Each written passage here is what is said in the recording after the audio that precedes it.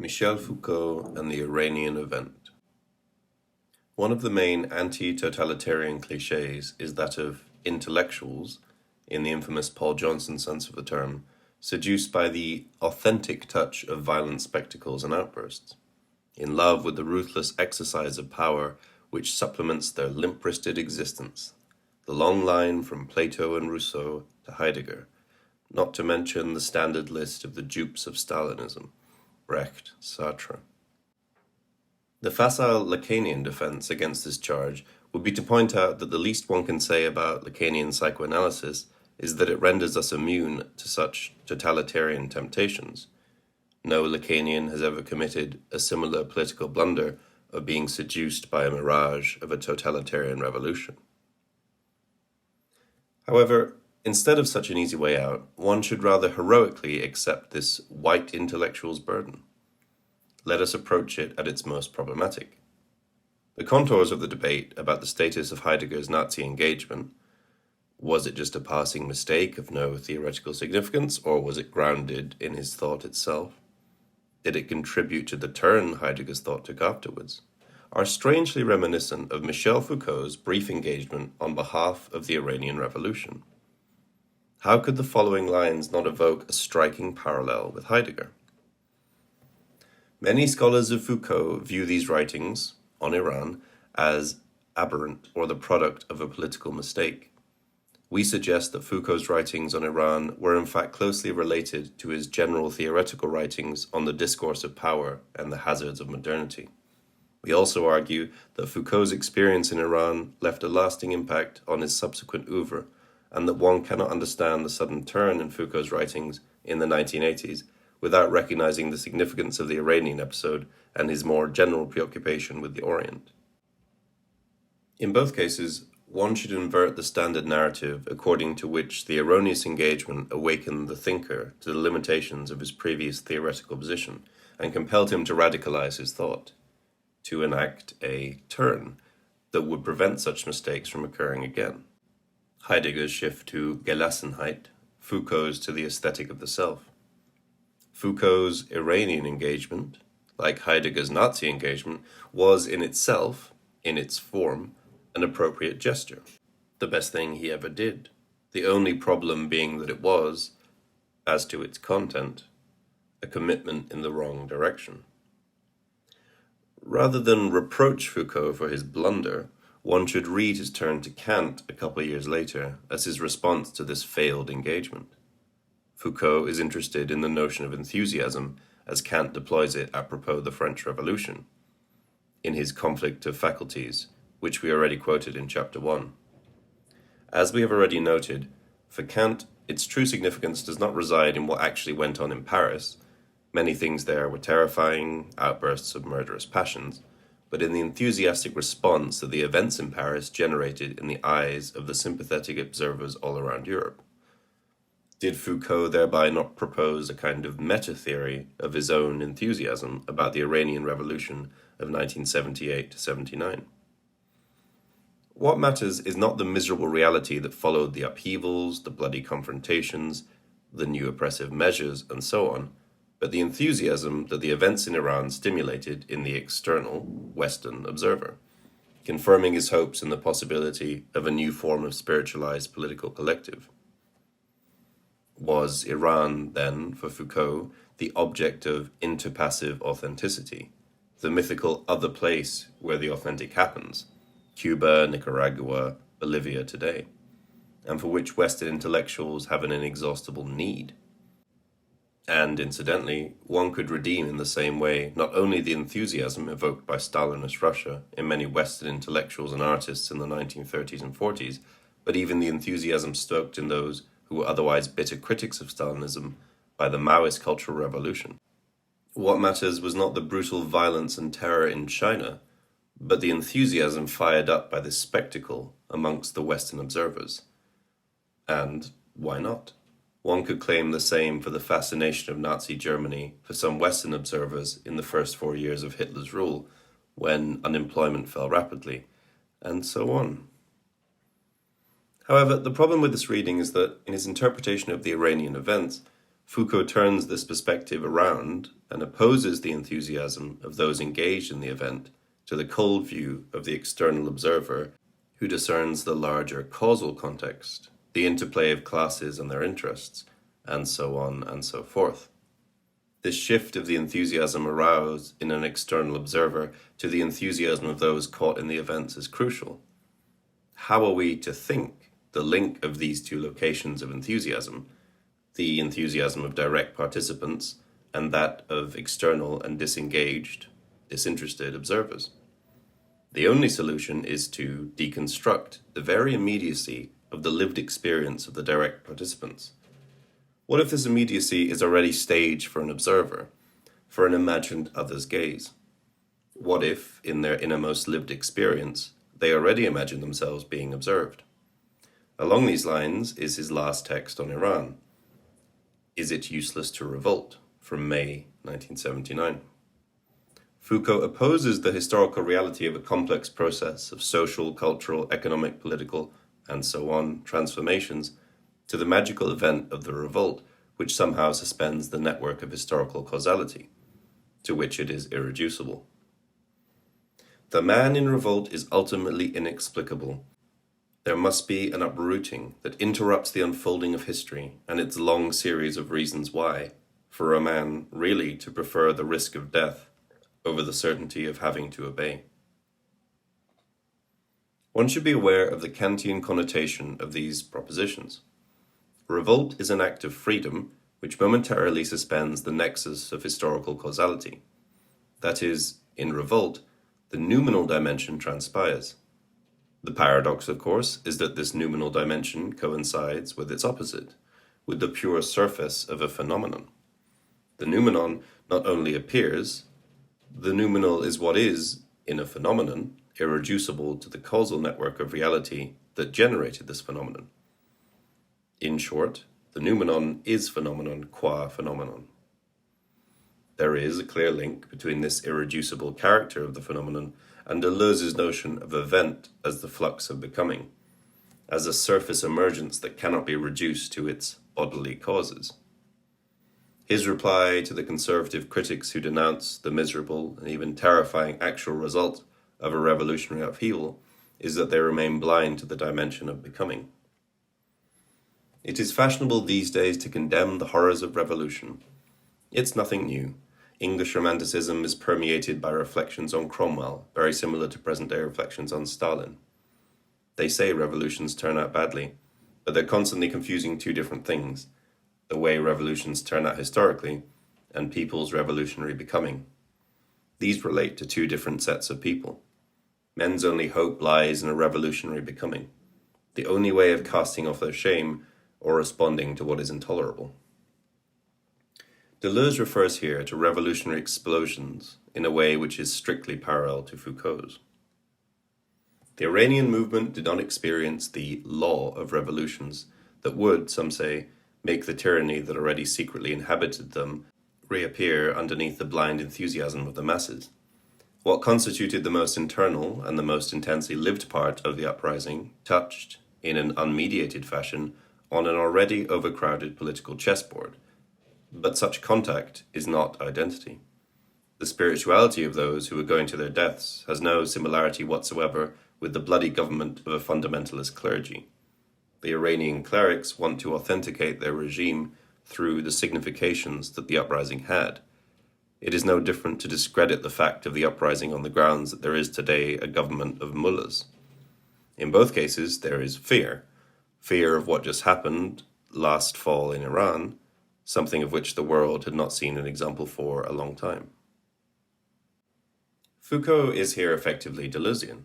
What interests him are not the Iranian events at the level of actual social reality and its causal interactions, but the evental surface, the pure virtuality of the spark of life, which only accounts for the uniqueness of the event.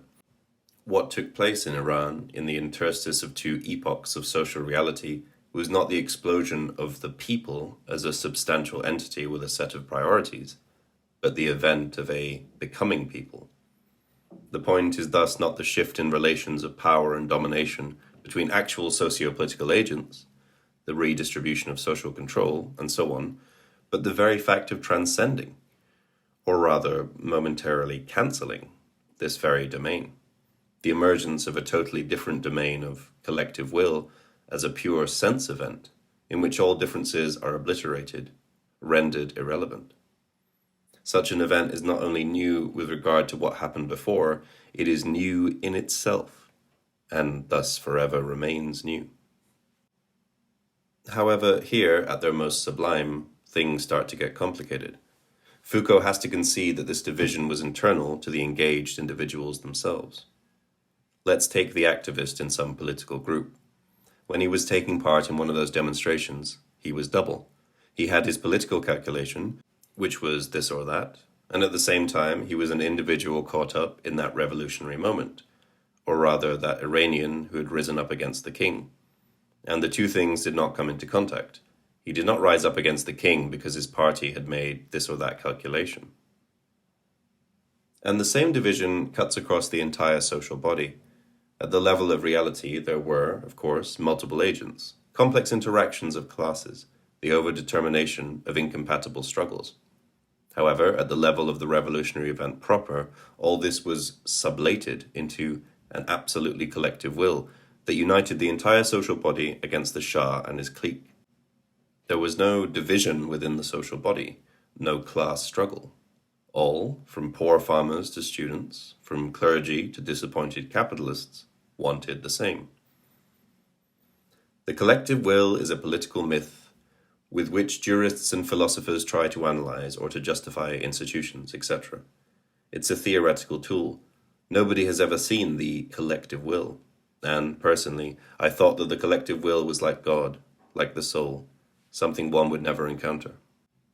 I don't know whether you agree with me, but we met, in Tehran and throughout Iran, the collective will of a people. Foucault opposes here revolt and revolution. Revolution, in the modern European sense, designates the reinscription of a revolt into the process of strategic political calculation. Revolution is a process by means of which the revolt is colonized by realpolitik. Revolution gave these uprisings a legitimacy, sorted out their good and bad forms, and defined their laws of deployment. Even the profession of revolutionary was defined. By thus repatriating revolt into the discourse of revolution, it was said, the uprising would appear in all its truth and continue to its true conclusion.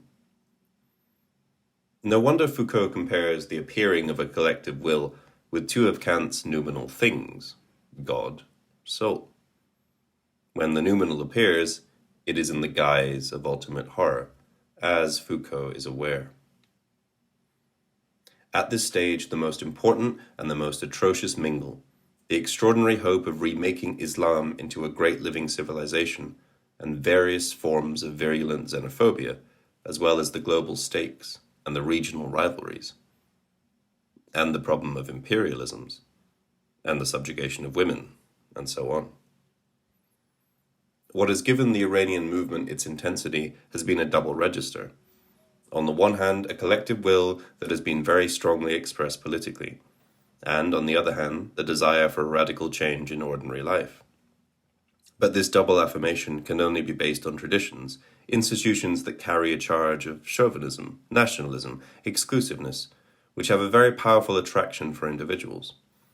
To confront so fearsome an armed power, one mustn't feel alone, nor begin with nothing. The picture thus becomes blurred. First, Foucault withdraws from overall support for the Iranian revolt, sustained by a hope that an entirely different society will emerge out of it, breaking out of the space of European modernity and its deadlocks, to valorizing only the enthusiastic moment of revolt itself. The European liberals who want to discredit the Iranian events because they ended up in an oppressive theocracy move at the same level as the clergy itself, which is reclaiming the revolt in order to justify its rule. They both attempt to reduce the event to a factor in a political struggle of strategic interests. Then, in a more subtle and surprising move, Foucault discerns another ambiguity, which cannot be reduced to the difference between the level of pure revolt and the level of multiple socio-political interplay. Chauvinism, virulent xenophobia, the subjugation of women, and so on, are not signs of the contamination of the event by socio-political reality. They are inherent forces of the event itself. That is, their mobilization gave the event the strength to oppose itself to the oppressive political regime and to avoid getting caught in the game of political calculations. It is this very reliance on the vilest, racist, anti-feminist, etc. motifs that gave the Iranian Revolution the power to move beyond a mere pragmatic power struggle. To put it in Badiouian terms, the authentic event thus becomes indistinguishable from a pseudo-event. Are we not dealing here with a kind of Hegelian triad in which the external opposition is gradually internalized, reflected into itself? First, the external opposition of the Iranian Revolution in itself, a unique event, and the way it appears to Europeans, is internalized into the two aspects of the events themselves, their pragmatic struggle for power side, and the side of a unique politico-spiritual event. Finally, these two aspects are identified as the form and content of the same event. The oppressive misogynistic ideology, anti-Semitism, and so forth, are the only ideological materials at the disposal of the Iranians that can sustain the properly metaphysical elevation of the event. The event turns into a purely formal feature, indifferent towards its specific historical content. In other words, Foucault ends up at a point at which one should effectively raise the question usually addressed to Badiou. Why, then, is Hitler's Nazi revolution not also an event? Does it not share the very features attributed by Foucault to the Iranian Revolution? Did we not have there also the spiritual unity of people, undivided into particular subgroups separated by interests, a unity for which individuals were ready to sacrifice themselves? And, as in the case of Iran, was this spirit of unity not sustained by the vilest elements of tradition, racism, and so on? At this point, the only move that remains is to drop this form itself. No wonder, then, that after his Iranian experience, Foucault withdrew to the topic of the care of the self, of the aesthetics of existence, and politically to supporting different human rights initiatives, which makes him in France a darling of the neoliberal humanitarian new philosophers. Here, one can only venture the hypothesis that the conceptual root of this Foucauldian deadlock is his key notion of the dispositif. At first sight, it may appear that Lacan's big other is the poor cousin of Foucault's notion of the dispositif, which is much more productive for social analysis. However, there is the deadlock of the dispositif with regard to the status of the subject. First, in his History of Madness, Foucault tended to exclude from it the resisting core of subjectivity. Then he shifted his position to its opposite, to the radical inclusion of resistant subjectivity into the dispositif. Power itself generates resistance, and so on, the themes of his Discipline and Punish. Finally, he tried to outline the space of the care of the self that allows the subject to articulate through self-relating his own mode of life within a dispositif, and thus to regain a minimum of distance from it. The subject is here always a curve, a disturbance of the dispositif, the proverbial grain of sand that disrupts its smooth running. With Lacan's big other, the perspective is completely the opposite. The very positing of the big other is a subjective gesture. That is, the big other is a virtual entity that exists only through the subject's presupposition. This moment is missing in Althusser's notion of the ideological state apparatuses, with its emphasis on the materiality of the big other, its material existence in ideological institutions and ritualized practices. Lacan's big other is, on the contrary, ultimately virtual, and as such, in its most basic dimension, immaterial. But let us return to Iran. Foucault's blunder in no way implies that the Iranian Revolution was a pseudo-event, in a Badiouian sense, comparable to the Nazi revolution. It was an authentic event, a momentary opening that unleashed unprecedented forces of social transformation, a moment in which everything seemed possible. To detect this dimension, it is enough to follow closely the shifts and reversals of the Iranian events, the gradual closing of the multiple modes of self-organization of the protesting crowds through the takeover of political power by the new Islamic clergy. There was nothing comparable to the effervescent first months after the Shah's fall, the constant frantic activity, debates, utopian plans, etc. In Germany, after the Nazi takeover, although there was something comparable going on in the first years after the October Revolution. One should not take this qualitative difference as something that concerns only the formal level of events, or even worse, the group psychological level, as if the Iranian explosion was more sincere than the Nazi one. Its crucial dimension was that of socio-political content. What makes the Iranian explosion an event was the momentary emergence of something new that pertained to the struggle to formulate an alternative beyond the existing options of Western liberal democracy, or a return to pre-modern tradition. The Nazi revolution was never open in this authentic sense. Foucault was also fully justified in emphasizing Shia Islam's potential for serving as the ideological vehicle for a democratic egalitarian movement. The opposition Sunni versus Shia is, in political terms, one of hierarchical state organization versus the egalitarian opening of the event. In contrast to both Judaism and Christianity, the two other religions of the book, Islam excludes God from the domain of paternal logic. Allah is not a father, not even a symbolic one. God as one is neither born, nor does he give birth to creatures. There is no place for a holy family in Islam. This is why Islam emphasizes so much the fact that Muhammad himself was an orphan.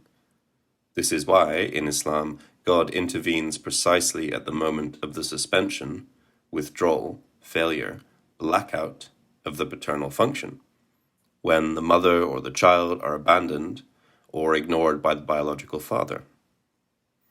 What this means is that God remains thoroughly in the domain of the impossible real. He is the impossible real beyond the Father, so that there is a genealogical desert between man and God. This was the problem with Islam for Freud, since his entire theory of religion is based on the parallel of God with the Father. More importantly still, this inscribes politics into the very heart of Islam, since the genealogical desert renders impossible a grounding of the community in the structures of parenthood or other bonds based on blood. The desert between God and Father is the place where the political institutes itself. With Islam, it is no longer possible to ground a community in the mode of totem and taboo through the murder of the father, the ensuing guilt bringing brothers together. Thence Islam's unexpected actuality. This problem is at the very heart of the infamous Ummah, the Muslim community of believers. It accounts for the overlapping of the religious and the political. The community should be grounded directly on God's word, as well as for the fact that Islam is, at its best, when it grounds the formation of a community out of nowhere, in the genealogical desert, as the egalitarian revolutionary fraternity. No wonder Islam succeeds when young men find themselves deprived of a traditional familial safety network. This too compels us to qualify and limit the homology between Foucault's Iranian engagement and Heidegger's Nazi commitments. Foucault was right in engaging himself. He correctly detected the emancipatory potential in the events. All insinuations of liberal critics that this was yet another chapter in the sad saga of Western radical intellectuals projecting their fantasies onto an exotic foreign zone of turbulence, which allows them to satisfy simultaneously their emancipatory desires and their secret masochistic longing for harsh discipline and oppression, totally missed the point. So, where was his mistake?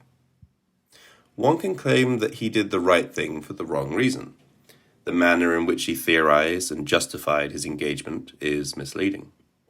The framework within which Foucault operates in his analysis of the Iranian situation is the opposition between the revolutionary event, the sublime enthusiasm of the united people where all internal differences are momentarily suspended, and the pragmatic domain of the politics of interests, strategic power calculations, and so forth. The opposition which, as we have already seen, directly evokes Kant's distinction between the noumenal, or more precisely, the sublime, which evokes the noumenal dimension, and the phenomenal. Our thesis is here a very precise one. This general frame is too abstract to account for different modalities of collective enthusiasm, to distinguish between, say, the Nazi enthusiasm of the people united in its rejection of the Jews, whose effects were undoubtedly real, the enthusiasm of the people united against the stagnating communist regime, or properly revolutionary enthusiasm. The difference is simply that the first two are not events, merely pseudo-events, because they lack the moment of a truly utopian opening. This difference is strictly immanent to enthusiastic unity. Only in the last case, the common denominator of this unity was the part of no part, the downtrodden, those included in society with no proper place within it, and as such, functioning as the universal singularity, directly embodying the universal dimension. This is also why the opposition between noumenal enthusiasm and particular strategic interests does not cover the entire field. If it were so, then we would remain stuck forever in the opposition between emancipatory outbursts and the sobering day after, when life returns to its pragmatic normal run. From this constrained perspective, every attempt to avoid and or postpone this sobering return to the normal run of things amounts to terror, to the reversal of enthusiasm into monstrosity. What if, however, this is what is truly at stake in a true emancipatory process? In Jacques Rancière's terms, how to unite the political and the police, how to transpose the political emancipatory outburst into the concrete regulation of policing. What can be more sublime than the creation of a new liberated territory, of a positive order of being which escapes the grasp of the existing order? This is why Badiou is right to deny the status of an event to the enthusiasm that followed the collapse of the communist regimes. When, in the last months of 2001, the Milosevic regime in Serbia was finally toppled, many Marxists in the West raised questions. What about the coal miners whose strike led to the disruption of the electricity supply and thus effectively brought Milosevic down? Was that not a genuine workers' movement, which was then manipulated by the politicians who were nationalists or corrupted by the CIA? The same symptomatic point emerges apropos of every new social upheaval. In each of these cases, such people identify some working-class movement which allegedly displayed a true revolutionary, or at least socialist potential, but was first exploited and then betrayed by the pro-capitalist and or nationalist forces. This way, one can continue to dream that the revolution is round the corner. All we need is an authentic leadership which would be able to organize the workers' revolutionary potential. If one is to believe them, Solidarność was originally a workers' democratic socialist movement, later betrayed by its leadership, which was corrupted by the church and the CIA. There is, of course, a grain of truth in this approach. The ultimate irony of the disintegration of communism was that the great revolts, the GDR in 1953, Hungary in 1956, Solidarity in Poland, were originally workers' uprisings, which only later paved the way for the standard anti-communist movements. Before succumbing to the external enemy, the regime got a message about its falsity from those whom these workers and peasant states evoked as their own social base. However, this very fact also demonstrates how the workers' revolt lacked any substantial socialist commitment. In all cases, once the movement exploded, it was smoothly hegemonized by standard bourgeois ideology: political freedom, private property, national sovereignty, and so forth.